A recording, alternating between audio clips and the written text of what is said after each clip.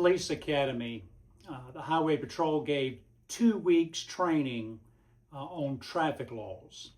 And that may seem like a lot, but when you look at the thickness of the traffic law book, it makes you realize there's a lot of traffic laws involved. And so basically you're just kind of skimming over the traffic laws. Well, because that's the main function of the Highway Patrol, is enforcing traffic laws, I mean, it's something that you really need to know well. I was out patrolling one night and it was dark. I pulled up to a traffic light, and when I did, I saw that there was already a pulpwood truck that was in front of me. And I pulled up to the traffic light, and whenever I finally came to a stop, the end log off of that pulpwood truck was sitting probably just 3 or 4 inches from my windshield.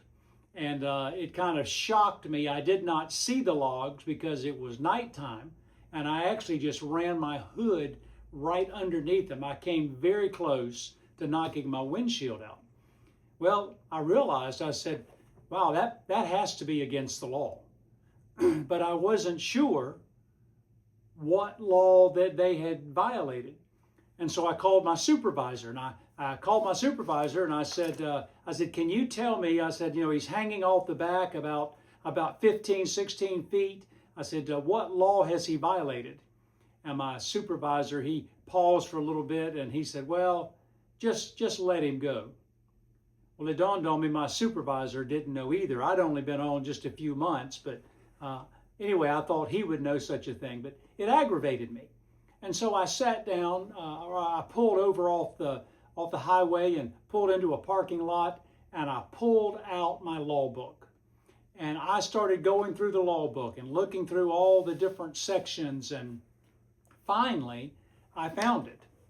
And there it was in Title 56, Chapter 5, Section 4650. I looked at that and I went, wow, there it is, and had to go a long way through the law book in order to get there. But finally I saw it right there in plain print, that it said that if you extend more than 4 feet over the back of your vehicle at nighttime, you're required to have a red light on the inmost part of that load that can be visible for 500 feet.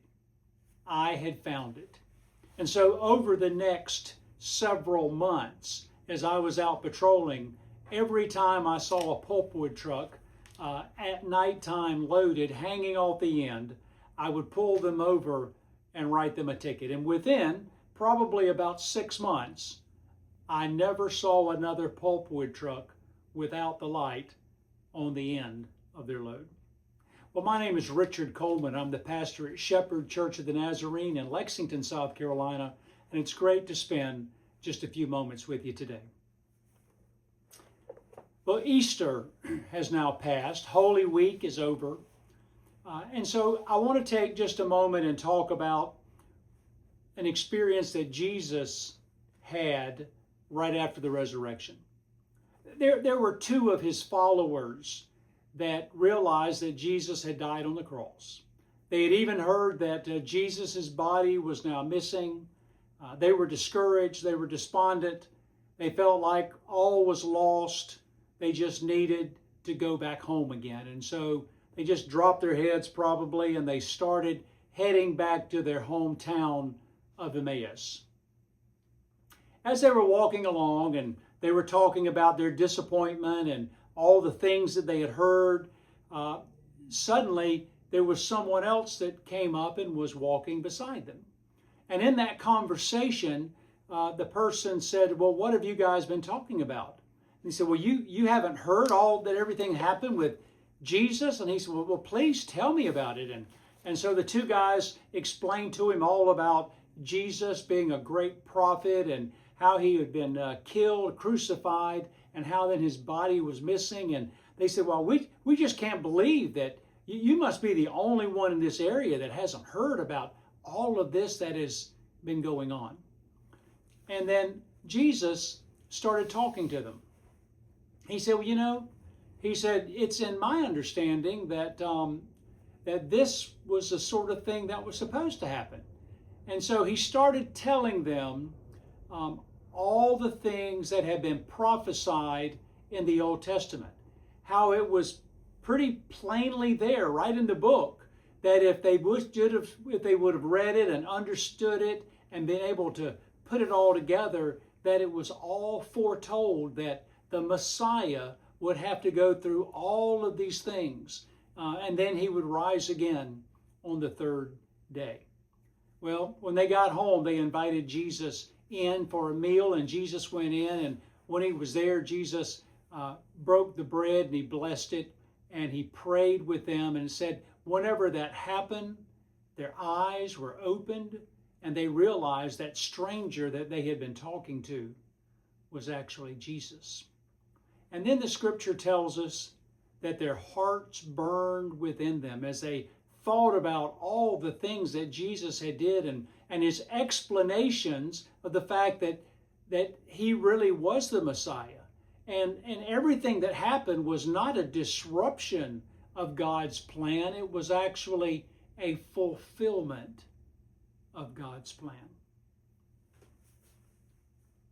And how does that relate to us? I think there's many times where things happen in our life and we wonder, why in the world would I be having to go through this distress?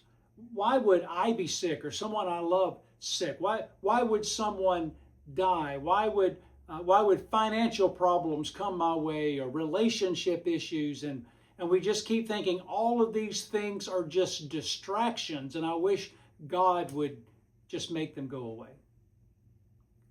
And I think many times we're like those two men that are walking back home. They're leaving the place they were supposed to be because Jesus said, you wait on me right there in Jerusalem, but they were discouraged and they started walking home. And on the way, they're discussing all the problems and all the issues, and it's like, we might as well just give up. And that's when Jesus entered the picture, and he let them know, sometimes those disruptions and distractions, sometimes those are a part of God's plan in order to grow us stronger, to grow us wiser, and to also give us persistence. And so whatever might be going on in your life, and you're saying, well, this is just not the way that I dreamed that it would be, or surely God can't be a part of all these problems that's coming in my life. I think we need to realize that God may not be causing these things, but he can use these things in order to help us be better Christians. And so that's my encouragement for you today. Look at the things that's going on, the things that you think are just distractions, and say, God, how can I use this to serve you better? So may the Lord bless you and keep you. May his face shine upon you. May you truly be able to live for Christ this week. Thanks for taking the time and viewing today.